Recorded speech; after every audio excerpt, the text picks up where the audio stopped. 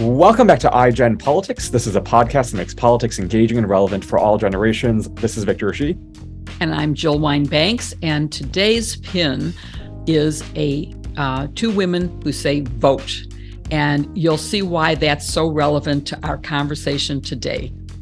Secretaries of state are on the front lines of protecting our democracy and voting rights. In fact, so much so that Republicans in 2020 targeted secretaries of state across the nation because they know the power they had in the administration of elections and defending democracy. Luckily, the secretaries of state who were targeted did not cave in. So more than ever before, we need responsible, principled, and committed secretaries of state who will protect our democracy and elections. Today, we are going to be talking with one of those secretaries of state who has witnessed firsthand the assault on democracy in Michigan and is actively working to defend it in 2024 and beyond. And she is Michigan's Secretary of State, Jocelyn Benson. She has done so many incredible things in her life that if I listed them all, it would take the entire time of our podcast. But there were so many fascinating ones that I did want to mention some. And of course, before she was Secretary of State, and I recommend you read her Wikipedia page because that will include many more of them. And you'll see how interesting she is. But she has done a lot of research on neo-Nazis and white supremacist organizations as a Marshall Scholar at Oxford. She worked at the NAACP Legal Defense Fund, and she also worked at the Southern Poverty Law Center in Alabama, and as an intern for the incredible judge, who I was lucky enough to have many trials in front of, Damon Keith, and she interned for Nina Totenberg, who is also one of my favorite people ever. So she has done so many interesting things. She's won the John F. Kennedy Profiles in Courage Award and was given the Civilian Award by President Biden. So we are just really excited to have you with us today. And thank you very much, Secretary Benson, for being with us today. Oh, thank you for having me. It's great to be here with you both, and great admirers of you're both and all the work that you both do. So thank you for everything you do to make this world a better place, both of you, and for this podcast to educate people about how they can do the same.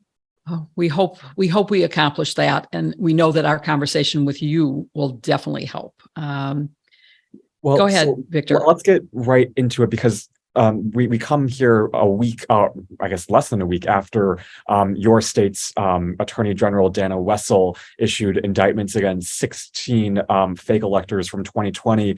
Tell us more about what they're charged with and just how significant this is for accountability nationwide. Yeah, it's really a big deal. I think it's something that has been in the works for a number of years. These felony charges that were filed against 16 individuals who allegedly knowingly sought to defraud the government, the state and federal government, through submitting fake electoral vote certificates with the goal of undoing the actual legitimate elector certificates and having their fake elector certificates submitted to Congress on what was January 6, 2021. So it was part of really a national coordinated effort to undo the will of the people, simply because they and others in their political party, and as well as the former president, were unhappy with the outcome of the election. So as we now begin to enter the 2024 cycle, it's really important that we see accountability and justice for those who were part of this nationally coordinated effort and this actionable plan to subvert the will of the people in the last presidential election. Because if we don't see these types of charges brought and indictments and accountability in the legal process, then we have to prepare, especially those of us as election administrators, for a repeat of these actions again. So I was gratified to learn of the felony charges that Attorney General Wessel filed. We were the first state to see these state charges. I fully expect we will not be the last. But either way, all proceedings at the state and federal level are just looking at facts and evidence and in the law. And in this case, the Attorney General found an abundance of evidence of guilt, and that's why she went forward with the charges. So I'm glad you mentioned that you think it's going to go beyond Michigan, because we know that there were fake electors slates submitted from many other states. And we also have reason to believe that it is one of the things that Special Counsel Smith is now looking at indictments for. So you set your state set a very good model for what needs to be done for election accountability. And I guess one question is, how high up do you think the fraud goes? I mean, we have seen the indictments in Michigan of the people who signed the forms, some of whom are now saying, oh, we were tricked into it. We signed a blank sheet of paper and they forced onto these counter. But do you know of any evidence that would link it to the war room or directly to the president, the former president? Yeah, I mean, there have been some publicly disclosed pieces of evidence, voicemails from the Trump campaign to state officials and the like. We know there were meetings. We know Rudy Giuliani himself was in the state of Michigan a few days before the electors officially met and testified before a sort of sham legislative hearing with false claims of election fraud. So there's a lot of smoke, and part of the investigation process, which often happens behind the scenes and out of the public's eye, is to get into, sift through the smoke and see what's underneath it all. I think I have a lot of confidence in the investigators in our state to get to the bottom of and make all the connections. And I'm grateful that folks at the federal level are looking at this too, because they could make those similar connections. But I do think, to me, it's important to seek full accountability, but not just put this on the shoulders of one person, the former president. We know certainly he was, a central piece to a lot of different things, and hence the indictments that you see pre and post this moment percolating. But that said, there were a number of other, it would seem, co-conspirators at every level. And I think when we talk about accountability, we have to see full accountability for everyone who was involved in this really unprecedented, un-American scheme to overturn a presidential election because a small group of people, including the former president, were unhappy with the results.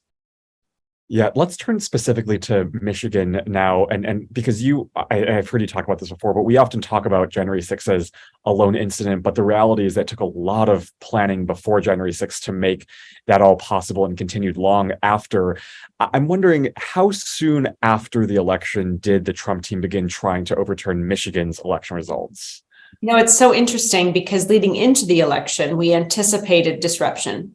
And we anticipated seeds being planted throughout the voting process and the counting process that could give rise to post-election challenges. What we underestimated was just how far people were willing to go in those post-election challenges to time and time again try every tactic, pull every lever possible to block the results of the election from coming to fruition up to and until and including the tragedy at our Capitol on January 6th. So from a Michigan standpoint, and again, at this moment, right after the polls closed on election night, we were already anticipating from the time between the polls closed to the time the unofficial results were announced in Michigan and in other states, that the former president would use that space to sow seeds of doubt about the results. And so we were already countering that, but we thought it would stop after the unofficial results were done. We certainly thought it would stop after the official results were certified. But what we saw instead was an escalation, and every step of the way up again until the ultimate escalation on January 6th. And so it was a slow burn that frankly began in the spring of 2020. And our challenge sort of was, again, we thought it would end after the election, but it really just was getting started. It was probably the Friday. I mean, I would say, so our results were announced 24 hours, but then the polls closed on Wednesday around 4 or 5. At that point, we started to see an escalation of attacks on election officials in Detroit with protests outside where they were wrapping up the counting of the absentee ballots in the city. And then things just escalated from there. The spotlight in some ways turned to other states at that point, Pennsylvania, Nevada, Arizona, who hadn't yet revealed their results or finished counting their results. But it then sort of turned back to Michigan through the certification process the following week, because we were the first state to go through the local certification. And that's when we started to see the pressure on local officials to block certification after the fact. And of course, it hasn't ended even now, because the big lie continues repeatedly having not just Trump, but all of his acolytes saying the election was stolen, I won it. And to me, it's completely unbelievable. It also seems to me that there was a targeted effort in Michigan in certain counties, and that those counties were counties with heavy minority populations. Is that a correct interpretation of where the targeting was? Sure, not just in Michigan, but it was Detroit, Milwaukee, Atlanta, Philadelphia, Phoenix. I mean, in every one of the swing states where we saw, the 6 battleground states, it was the urban center where communities of color were concentrated, where you saw initially the attempts to call out fraud, falsely, were targeted. Again, when you don't have any evidence of fraud, then just, I guess go towards the minority communities and start, using racism to sow seeds of doubt, which was clearly a strategy. And then, they just started picking apart other things, and it became a sort of free for all to throwing accusations every which way. But certainly it was those cities, Philadelphia, Milwaukee, Arizona, Phoenix, Atlanta, Detroit, that started it. And where we saw, and I think, again, we should expect for the future to see challenges arise. I'm reading an advanced copy of my sisters-in-law book by Barbara McQuaid, which is about disinformation, misinformation. And what you're describing is all out of the authoritarian's handbook. Lie and lie loud and lie often, and then people believe it, and it's hard to disprove, and you create the chaos. It's really terrifying to hear how everything she's talking about, from Hitler, Stalin, et cetera, is what you experienced. And did you personally get any threats? I mean, I think you've had to have special protections since then. What happened to you personally? We all did. The Detroit city clerk had someone show up outside of her home, and she had COVID at the time, which she weaponized. It's like this amazing story of how she confronted him. And but yeah, people famously showed up outside my home, and a few days after Giuliani was in our state, levying false allegations of fraud. Then they showed up outside my home in the dark of night around 9 o'clock with bullhorns, shouting for me to come outside and show myself, and saying all these other things, and turn myself in. And that it was awful. The interesting thing about that was they Facebook lived it, which created a video of it. Yeah. And that meant it's like, to this day, I'm doing interviews on MSNBC, and they'll show the video of my house under siege. And it's always just difficult to relive that moment, but in some ways it's become more infamous. I mean, again, hundreds of election officials have been challenged and received these threats, but mine, I think, took because you had visuals and the atrocity of seeing people stand outside of, a home of a mom with a 4-year-old inside in the middle of winter. It shows how appalling it was. And so, yeah, but at the same time, and when things were happening in that moment, I just didn't want anyone to know. I was just trying to do my job. I didn't want footage to be out there. I didn't, it was tough to see that. And so it's become something I've had to live with now.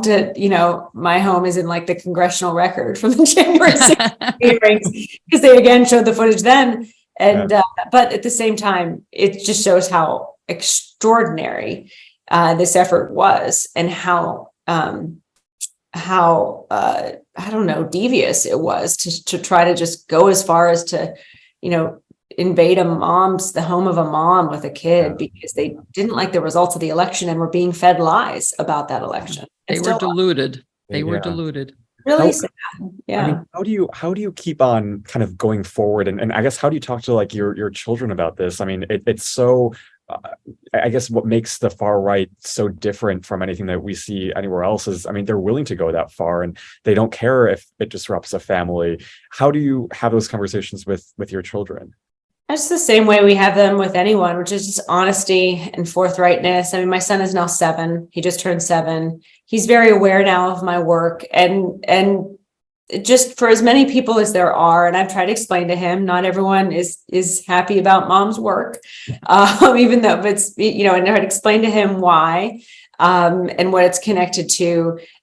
He also sees the other side of it, which is, when the majority of people of Michigan or elsewhere on the side of democracy, on the side of the election results, because they were the majority of voters in the election, you always have to remember that the majority of people are on your side. The vast majority of people are on the side of democracy, and the truth and the law and history is all on our side. And so throughout this process, whether it's to my son or to my staff and my team, we keep reminding each other of that. And it's become a great way to teach my son that standing up for what you believe in does require you to be courageous and unflinching in the face of those who would try to stop you from doing your work, and that you surround yourself with a strong, supportive family to march forward anyway. And that is how American history has progressed since its inception, by that type of decision and work. You can definitely tell your son that Victor and I appreciate everything you did. And it's not just Victor and I, that there are more people in America who believe that you did a brave and good thing, and that you will continue to do so, whatever that is. And in that connection, I understand that you were subpoenaed to the special counsel's office, or that you at least appeared there.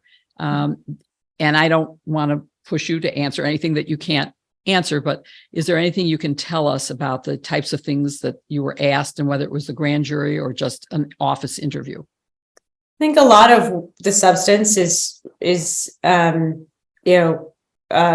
been out in the public through the January 6th committee hearings, which were really a comprehensive investigation on their own and from a legislative standpoint into not just the lies that were told and the attempts and all the different levers that were pulled legally and illegally, or attempts that were made to overturn the election results, but the violence that resulted in them, and the lives that were, irrevocably impacted as a result in every level around this country.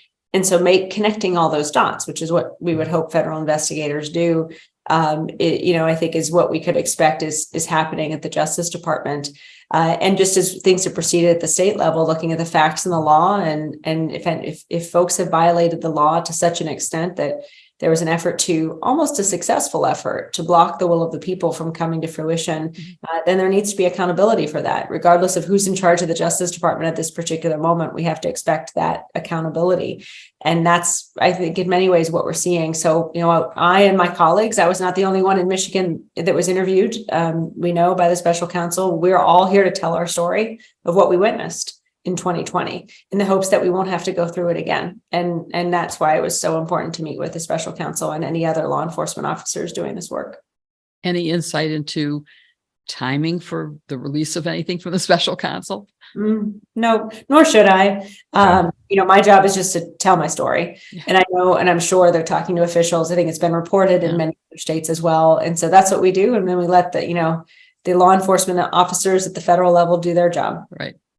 So we mentioned at the top of the episode that you researched white supremacy groups and organizations when you were studying abroad. And that's so relevant to our conversation today, because those are also the same people who are likely to support Trump.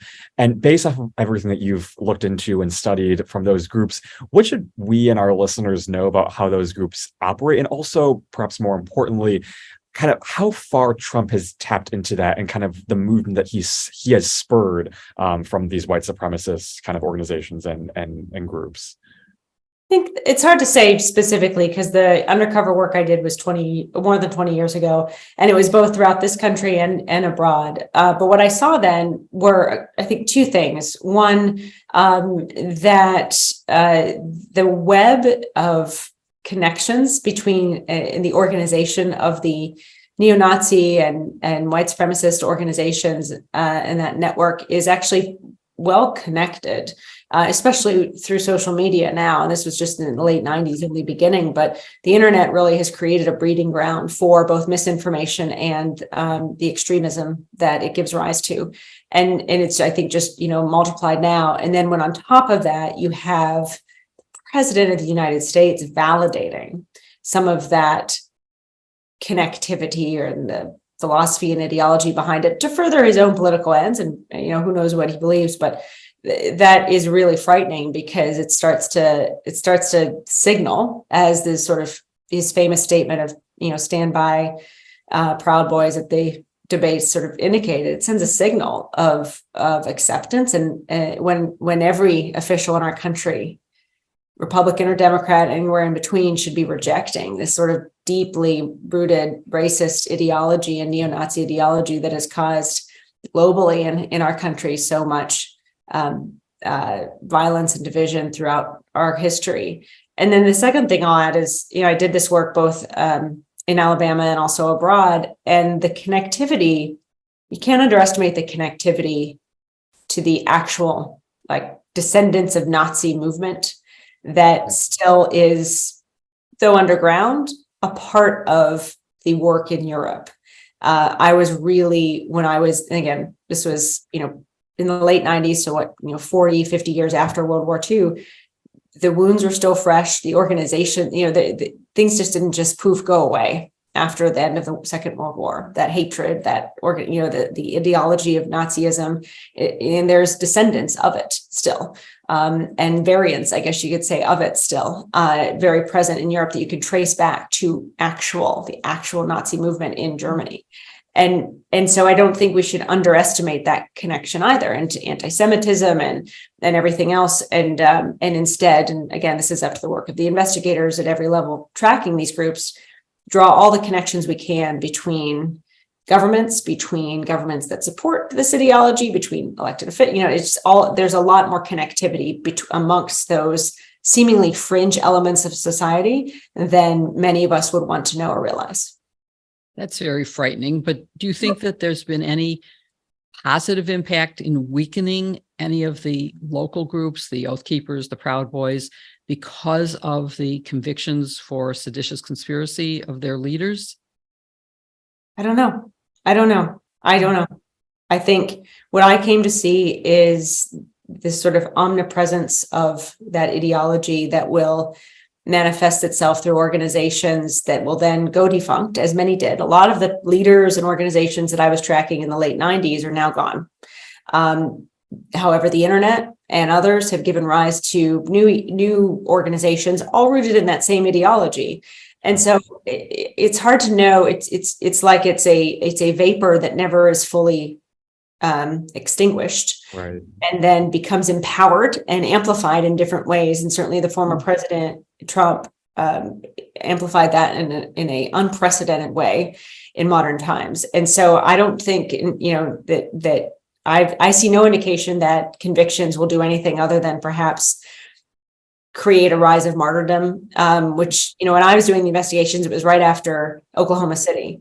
And even then, with Timothy McVeigh, and there was a rise of martyrdom and a sort of organizational use of those convictions that got other people who didn't feel connected to society to sign up and get involved. And so you have to recognize that potential effect. Still seek justice anyway, but at the same time, sometimes it can be used as an organizing tool to get more people angry and upset and engaged. Or a fundraising tool. We've seen that happen. Yep. Yeah. And the interesting, the gut-wrenching thing and interesting thing about this moment is to see U.S. senators raising money off of this. Not just a former president, but it's become a political tactic, an accepted political tactic by members of a dominant party in this country. And that is something we haven't really seen since the days of George Wallace. And so that's terrifying to me. And I think the only way that ends is by voters continuing to reject those elected officials across the board. And we haven't fully seen that everywhere yet. We've seen many states, as you know, that it's become almost like a rite of passage. In order to get elected, you have to adopt this ideology now. And it's really, it's the battle line right now. This is the battle that we're fighting. Well, I think that's a good segue into talking about your state as a model for every state in America, people going out to the ballot box and voting and rejecting this kind of extremism and ideology. I mean, you went from, red to purple to solid blue at the top now with Governor Whitmer, with AG Wessel, with yourself, all being women. Can you talk about that and what it feels like and looks like and is translated into in Michigan? Yeah, I think the story in Michigan has been sort of both about voters rising up and really being engaged, and through constitutional amendments, taking charge of their government, putting citizens in charge of drawing district lines, expanding early voting and no reason absentee voting and automatic voter registration. Everything you're seeing other states, Minnesota, Pennsylvania, New Mexico, do through their legislatures, our citizens did it. And that preceded the election, or coincided with the election of all of us, of a really diverse governing leadership body that includes not just women, but people of color as well. And our first African-American Speaker of the House, our first African-American Lieutenant Governor, our first female Senate Majority Leader, women by and large leading the state Supreme Court. So it shows by and large what happens when a lot of people vote, and when you actually democratize democracy so that more people, Michigan leads the country in the number of young people who are in our state, right? So what happens as a result of that? You see this plethora of leadership that looks more like America. And we're still not there yet, but we've gotten pretty far in a short amount of time, like 5 years, in transforming our democracy and then transforming the policies that come out of that, which I think for all of us who do this work of mobilizing voters and fighting for democracy should find enormously gratifying, because it shows if democracy works, then everything else actually does become possible. So to me, that's been my lived experience here in Michigan, that sort of beauty of what an expanded democracy can bring. And then as a part of that, the women leading Michigan have this impact of emboldening each other, supporting each other. We're genuine friends. As I look forward to, future opportunities to lead, I think about how, we may never have this sisterhood again that we have in our state, in a way that has made my job a joy, because we're colleagues, we're a team. And you don't always see that among executive offices in a state like that, even if you're in the same party. Well, Michigan has become a role model, both in terms of going from red to purple to maybe blue, and to being led by the 3 top positions are all women. And, I when I started practicing law, only 4% of all lawyers were female. I had no female colleagues. I had no mentors or anybody to talk to. And it's only more recently when I moved to Chicago, and there's an organization called the Chicago Network, where I found people at my level who were all female and had the same thing you're talking about, which is that sisterhood of, gee, I have an HR problem. I don't know exactly how to handle it, but I know someone who's the head of HR at a big corporation. I can call them. So you are lucky to have the wonderful setup that you have, but you created it. You made it happen. Is there anything that you've learned that we could pass along to other states? It must feel great to be part of that, as you've said, but how can we make other states resemble Michigan? Get more people voting. Number one thing, and have them vote in districts that they can, as citizens, draw themselves. That's it. And because it was a direct result of these pro-voter policies. I mean, of course, 2016 was a lesson as well. We had extraordinarily low turnout in our state. People took the election for granted, all of those things. And so, we learned our lesson, and our voters learned our lesson, and we've not seen such a dip in turnout since. And that's a really great story. It really is also a story of defining an election and defining leadership through the very simple lens of the job of government, and the job of us is to protect the rights and freedoms of every citizen in our state and fight for them. That's it. I mean, it sort of, you bring out, the opportunity to earn a living wage and have good health care and all of the rest that sort of flow from that. But it's really about freedom over our bodies, freedom over our rights, freedom to live the life we want to live and love who we want to love, and go to school and thrive in our economy. And so it's all connected, and having a message that women can, I think, uniquely deliver, because or frankly, any candidate who has, or any person who represents a community who has lost rights and has had to fight for rights and has found those rights in this moment under attack has a unique role to play in leading right now. And I think voters have really responded to that. So I think in other states, certainly like engaging voters, the states where you see pro-voter policies being enacted into law, you will start to see, I believe, diverse thriving coalitions that represent what a multiracial democracy looks like. The unfortunate thing is that you've got just as many states diminishing their voting rights, and how that's going to impact people is very differently. And that's where you need communities like in Mississippi, like in Wyoming, in West Virginia, communities who have found themselves on the losing end of anti-voter policies to rise up and demand change, and like the Tennessee 3 are doing, and really just demanding to be heard and demanding democracy. So it's sort of long way of saying that the path forward is different based on where the state is starting from, but it always is about the voters. It's always about, and young people and voters of color really leading the way, because that is our story in Michigan ultimately. And that is what has enabled us to get to a point where we have policies that truly do work for everyone. Your state is amazing, but some of the things you mentioned made me think of what's happening with Alabama saying, no, Supreme Court, I'm ignoring you. I am not going to redraw the map the way you said we have to. What's going on there, and what can we or the citizens of Alabama do to make that not be the case, to make them follow the law?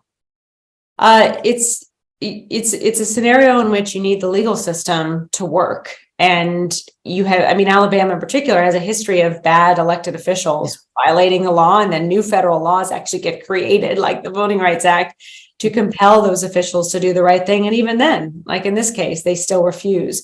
And that's, I think it gets back to, in part, connectivity, and recognize that we're actually not that disconnected from the injustices of the past, even in the injustices of the last 75 years. And so recognizing that the work, we can find the lessons in those who've overcome those injustices in these last 75 years, organizing, shining a light on the injustice, calling it out so that they can't get away with it behind closed doors or behind legalese and other types of legal maneuvering. And that, I think, is really important, to shine a light on the injustices, the wrong decisions, the violations of the fabric of who we should be as Americans and the fabric of who we are, and organize around it, and then vote accordingly. And know that you're not always going to succeed. The mayor of Selma in 1965, who was there when John Lewis and others stood on the foot of the Edmund Pettus Bridge, was still there, even though he ignored them. And he was still mayor until like 1998. So, you're not always going to see that electoral success, but you can see policy success. You can see federal government success.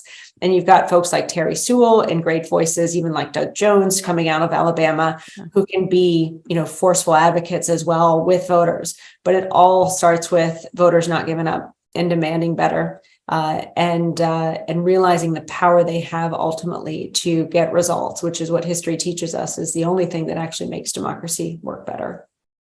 So I want to go back to a comment you made about Michigan and young people, because I think a lot about youth voters and young people. And, one of the things that I hope other states and colleges learn from is from college campuses like UMich and Michigan State, where you had so many young people go out there and vote and really institutionalize voting, which I thought was amazing. But you also had a role in that, I'm assuming, as Secretary of State. And I'm wondering if you can talk more about that and how you've brought young people into the fold, and what your kind of role is going to be in 2024 in not only administering elections, but also, I think we may have lost her. Oh. Well, let's have a little conversation while hopefully she rejoins us. Yes. The perils of live recording. Yes. We live, things go wrong. Yes. So far, fabulous conversation. So I hope we get her back. Really interesting. And we have many more questions about democracy, about her role as Secretary of State, and even some lighter topics, because we mentioned so much about her biography, and there's a lot more to learn. So we are excited to talk about that. I hope we don't have to reveal the reveal. We get to ask her about it. That would be the best. Yes. We'll see. And she's been involved in a lot of activities, including one with Sandra Day O'Connor that we want to talk about in terms of one of your particular areas of interest, which is both of ours. It's a long time ago for me, but more recent for you, about civics.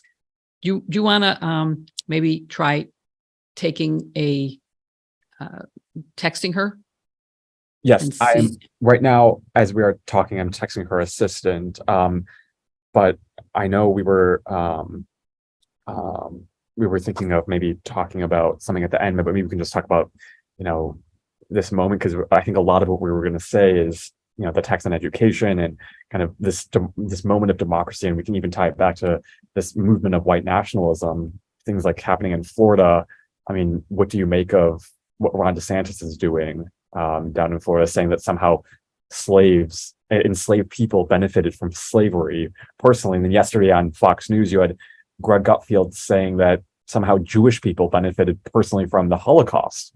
Which, when you first texted me that, Victor, I thought, oh, you're joking, because there was a joke.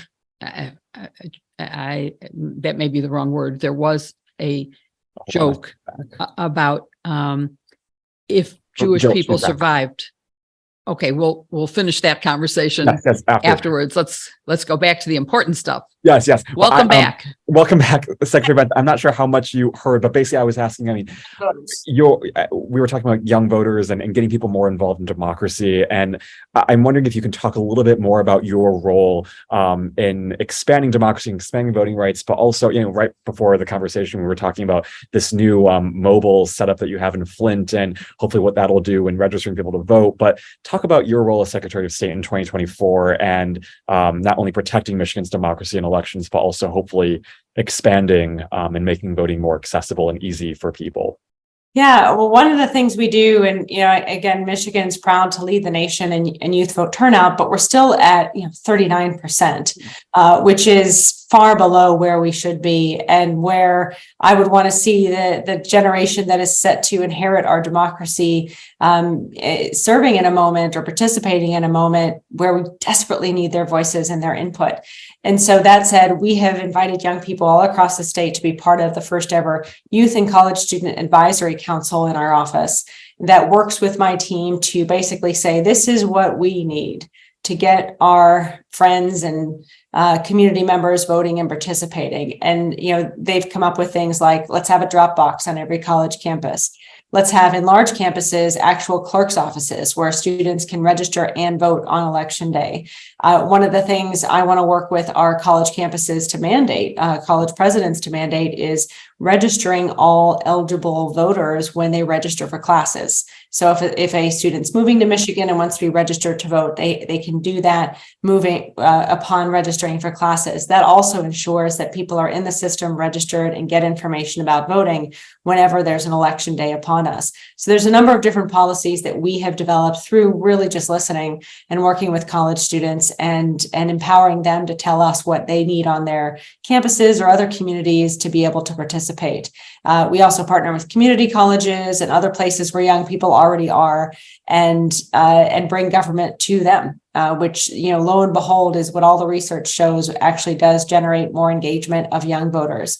It helps that we also have these policies: automatic voter registration, election day registration, absentee voting, early voting, that make it more convenient than ever for all citizens to participate in our elections. But that the heart of our work to engage young people is listening and bringing them into the process and enabling them to really determine how we build a system that is responsive and embracing every voice in that community.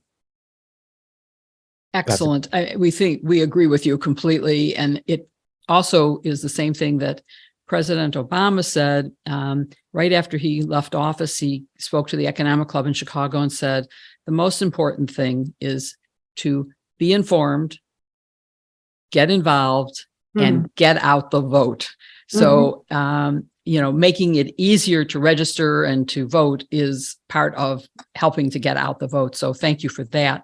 You also, and this goes to one of Victor's and my favorite subjects, is you have been involved in a civics education program with Sandra Day O'Connor. And it was an app founded by her for civics education. Could you talk about that and what other secretaries of state elsewhere could do to make this a reality? Because without civics education, I'm afraid people don't even know there are three branches of government and that the Supreme Court is not the final decision on making policy. They get to decide certain questions.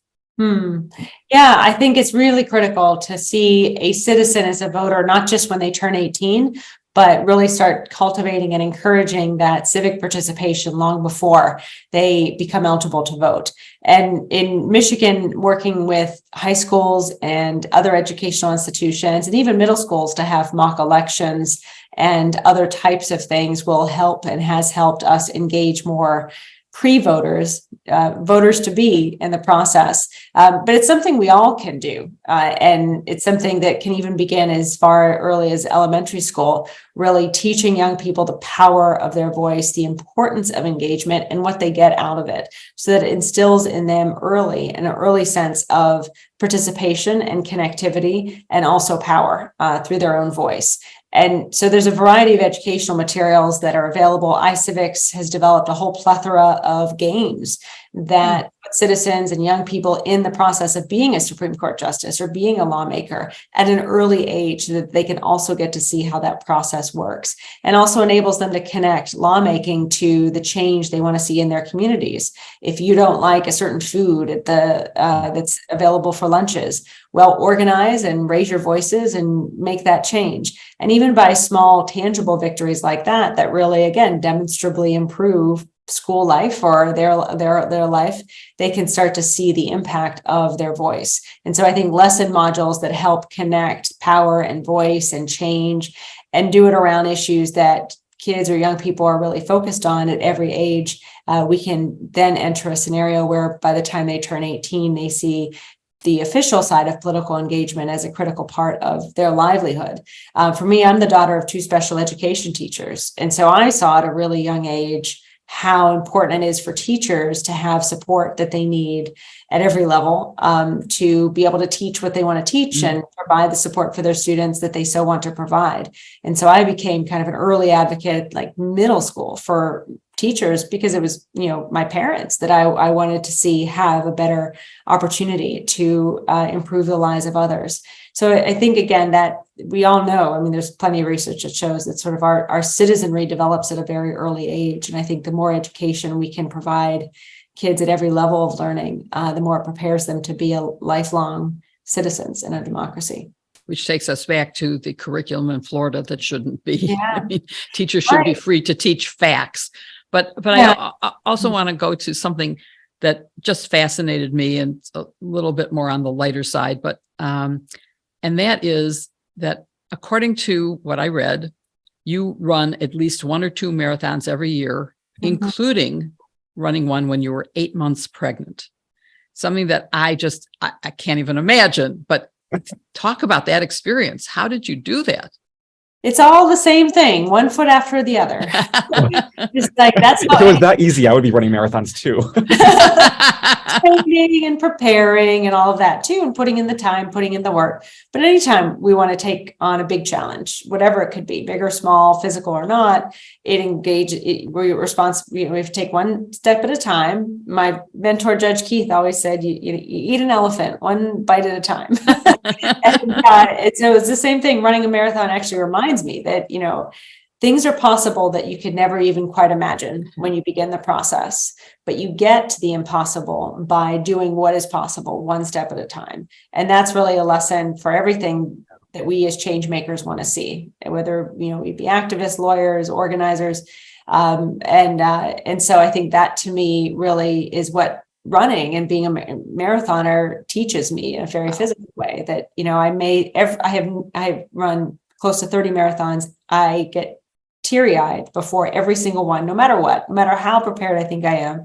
I get very emotional because you start to doubt yourself. Can I really do this? Can I really run? And that's a lesson that once you do it, it always seems impossible until it's done, even if it seems like the path is laid out for you. And that's a really important reminder in an almost meditative way to have in every aspect of life when you're trying to change things for the greater good. So that's why I'm a marathoner, truly, because it reminds me who I want to be and what I hope to accomplish, and how, to fight through the hard times and the difficult times in order to get to the other side. Wow. That is such good advice. And we always ask our guests, advice for the younger listeners. And I think that was it. That's like the perfect advice.